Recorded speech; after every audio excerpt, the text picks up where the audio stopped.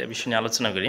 আমাকে দীর্ঘদিন যাবৎ ধরে অনেকেই মোবাইলে মেসেজে নক দিয়েছে যে আ যেহেতু আমি শিক্ষকতা পেশায় আছি এবং অনেকগুলো শিক্ষকতা পেশার যে সার্কুলার আসে এগুলো শেয়ার দিয়ে থাকি। সেই ক্ষেত্রে আ এই ধরনের পদে আসতে গেলে আসলে কি করা যেতে পারে? এটা বিষয়ে আজকে আমি একটু কথা বলব। সেটা হচ্ছে বাংলাদেশের শিক্ষকতা পেশায় আপনি আসতে চাইলে হচ্ছে বিসিএস পরীক্ষার মাধ্যম দিয়ে আসতে পারেন, অথবা সরকার অনেকগুলো পরীক্ষা নিয়ে থাকে পিএসসির মাধ্যম দিয়ে, ওই পরীক্ষার মাধ্যম দিয়ে আসতে পারেন। আর এর বাইরে যারা সাধারণত প্রাইভেট জবে শিক্ষকতা করতে চান, সেটা হচ্ছে এরকম অনেকগুলো সেক্টর আছে যে সেক্টরগুলোতে আপনি সুযোগ সুবিধা সরকারি মতোই পাবেন। তবে সেই ক্ষেত্রে আপনাকে বাছাই করে নিতে হবে ওই ধরনের প্রতিষ্ঠানগুলো।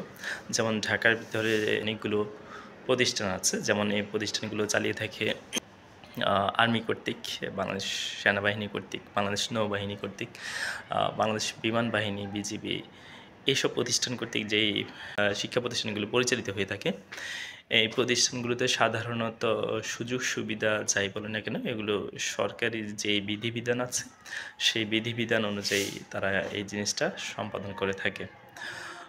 এক্ষেত্রে সুযোগ সুবিধা আপনি ঢাকার ভিতর হলে কোনো কোনো ক্ষেত্রে অনেক বেশিও পেয়ে থাকেন বা পেয়ে থাকবেন। সো এই জায়গায় আসতে গেলে কী করতে হবে আমি একটু বলে নিই পরীক্ষার প্রসেসটা কেমন। সেটা হচ্ছে পরীক্ষা যখন সার্কুলার দিয়ে থাকে, সার্কুলারে তারা সাধারণত উল্লেখ করে থাকে আমরা কিভাবে পরীক্ষা নিয়ে থাকব। কিছুদিন আগেই শাহীন কলেজ কুর্মিটোলা অথবা সিভিল এভিয়েশন, এরপরে আদমজী ক্যান্টনমেন্ট, এরকম অনেকগুলো কলেজ আছে, তারা প্রতিনিয়তই সার্কুলার দিয়ে থাকে শিক্ষক নিয়োগের ক্ষেত্রে, স্থায়ী শিক্ষক অস্থায়ী শিক্ষক দুইটাই নিয়োগ দিয়ে। সো আপনি চাইলে এই ধরনের প্রতিষ্ঠানে আসতে পারেন। তো এই ধরনের প্রতিষ্ঠানে আসতে চাইলে আপনাকে যে প্রসেসটা অবলম্বন করে আসতে হবে, সার্কুলারে সাধারণত বলে দিয়ে থাকে পরীক্ষা পদ্ধতি। কোনো কোনো ক্ষেত্রে আপনি চাইলে তারা বলে দিয়ে থাকে বাংলা, ইংরেজি, ম্যাথ, জিকে এবং সাবজেক্টিভ। আবার কোনো কোনো কলেজ শুধু সাবজেক্টিভ পরীক্ষা নিয়ে থাকে। পরীক্ষার প্যাটার্নটা হয়ে থাকে সাধারণত লিখিত ফরম্যাট। প্রথম ধাপটা হবে লিখিত, সেই ক্ষেত্রে আপনার 100 মার্কের পরীক্ষা থাকতে পারে। এটা কোনো কোনো প্রতিষ্ঠান ভেদে যদি হয়ে থাকে সাবজেক্টিভ, আর কোনো কোনো প্রতিষ্ঠানের সাবজেক্টিভের বাইরেও কিছু কম্বিনেশন থাকে, বাংলা, ইংরেজি, ম্যাথ এই ধরনের। সেই ক্ষেত্রে 60-40 অথবা 50-50 এরকম থাকতে পারে। সো সাধারণত এই ধরনের সার্কুলারগুলোতে 1 জন 2 জন সর্বোচ্চ 3 জন এরকম পদ খালি থাকে।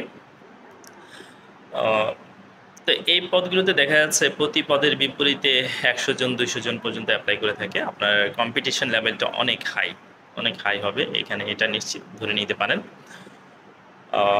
এই হচ্ছে আপনার প্রথম পরীক্ষা। এখন এই পরীক্ষা যদি আপনি পাশ করেন তাহলে সেই ক্ষেত্রে আপনি পরবর্তী ধাপ, সেটা হচ্ছে ডেমনস্ট্রেট শিক্ষা। আপনাকে ডেমো ক্লাস নিতে হবে। ওইখানে সাধারণত ওনাদের 4-5 জন টিচার থাকবেন এবং সম্মানিত প্রিন্সিপালও থাকেন। তো ওনাদের সামনে আপনাকে ক্লাস নিতে হবে। এই ক্লাসের বিষয়টা হচ্ছে টপিক হতে পারে ওনারাও দিয়ে থাকে, অথবা আপনি নিজের মতো করে টপিক চুজ করে নিতে পারেন। যে কোনো একটা টপিক আপনি সেক্ষেত্রে নিতে পারেন। এই হচ্ছে আরেকটা ফরম্যাট, 2টা ধাপ। প্রথম একটা হচ্ছে লিখিত, এরপর হচ্ছে ডেমো ক্লাস, আর 3 নম্বর যেটা সেটা হচ্ছে আপনার ভাইবা পরীক্ষা।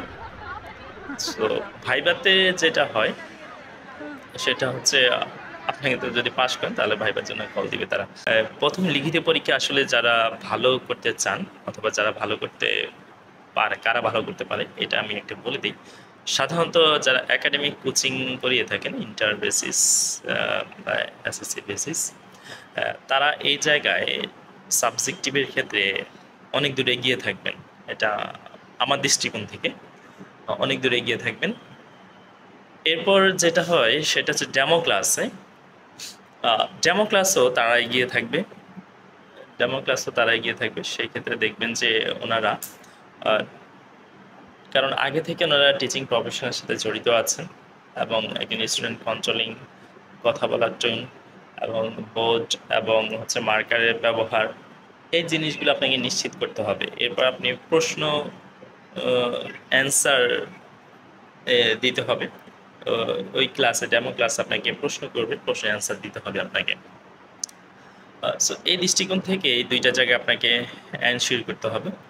সাধারণত যারা কোচিং করিয়ে থাকে তারা এই জায়গায় ভালো করবে, এটা আমি নিশ্চিত বলে নিতে পারি। তবে এটা বলার অপেক্ষা রাখে না যে আপনি যে পরীক্ষা দিতে আসছেন সেই পরীক্ষায় সাধারণত এইখানে দেখবেন আপনার সাথে যারা কম্পিটিটর তারা ভিন্ন ভিন্ন কলেজে অলরেডি টিচিং প্রফেশন হিসেবে নিয়োজিত আছেন। যারা যেমন আমার সাথেও ছিল অনেকে ভিন্ন ভিন্ন কলেজে তারা অলরেডি পড়াচ্ছিল, কিন্তু আমি তখনও পড়াচ্ছিলাম না। সো এই জিনিসটা আপনাকে অ্যানসার করতে হবে। আবার এটা ভয় পেলে হবে না যে তারা তো অলরেডি টিচার, তারা অনেক কিছু জানে, আমি জানি না। এটা করলে হবে না। হ্যাঁ, সো এটা আপনাকে অ্যানসার করতে হবে। এরপর হচ্ছে ভাইবা সেকশন। ভাইবাতে আপনি আসবেন, ওনারা ভাইবা নিয়ে থাকবেন। বোর্ডে সাধারণত যদি আর্মি এদের প্রতিষ্ঠান হয় তাহলে সেইখানে সেনাবাহিনীর লোক থাকবে, অফিসাররা থাকবে। বিমান বাহিনী হলে বিমান বাহিনীর অফিসাররা থাকবেন, নৌবাহিনী হলে নৌবাহিনীর অফিসাররা থাকবেন। যেটা আপনার জন্য অনেকাংশে একটা ভয়ের কারণ হতে পারে, কারণ এই ধরনের ডিফেন্সের ভাইবা দেখবেন ওনারা সব নির্ধারিত পোশাক পরিধান করে আছেন। সো অনেকটা অড লাগতে পারে, কারণ সাধারণ ভাইবার চাইতে একটু ডিফারেন্ট ভাইবা। এই জায়গায় আপনাকে সাহসের সাথে এটা আসলে মোকাবিলা করতে হবে। তবে এখানেও আপনার সাবজেক্টিভ নলেজটা খুব গুরুত্বপূর্ণ, কারণ আপনাকে সাবজেক্টিভের উপরেই কিন্তু অনেক কিছু আপনাকে এনশিওর করবে, প্রশ্ন করে থাকে। তাহলে এই ছিল আমার প্রশ্নের প্রেক্ষিতে আলোচনা। আপনারা চাইলে এখানে জয়েন দিতে পারেন। কম্পিটিটর অনেক থাকবে, একজনের বিপরীতে 100 জন 200 জন থাকে, বাট ভয় পেলে হবে না। যারা সাবজেক্টিভ নলেজ ভালো, মনে করেন বাংলা ইংলিশ ম্যাথ অনেকে আছে জব হচ্ছে না বিভিন্ন জায়গায়, বাংলা ইংলিশ ম্যাথের কারণে আপনি চাইলে এখানে পরীক্ষা দিয়ে দেখতে পারেন। একবার পরীক্ষা দিয়ে দেখেন, সার্কুলার আসলে দেখেন আপনার অবস্থানটা কোথায়। এবং এই সার্কুলারগুলো প্রতিনিয়তই আসছে, এবং এই প্রতিষ্ঠানগুলোর কর্মপরিবেশ অত্যন্ত ভালো। আপনি বলতে পারেন ঠিক আছে এখানে শৃঙ্খলা খুবই কঠিন, হতে পারে শৃঙ্খলার লাইফ চাইবেন, সমস্যা কি, শৃঙ্খলার ভিতরে চলাফেরা করবেন, এটা তারও ভালো। তো সেই দৃষ্টিকোণ থেকে আপনি চাইলে এই জায়গায় আসতে পারেন, এটা আপনার জন্য খুবই ভালো হবে আশা করি।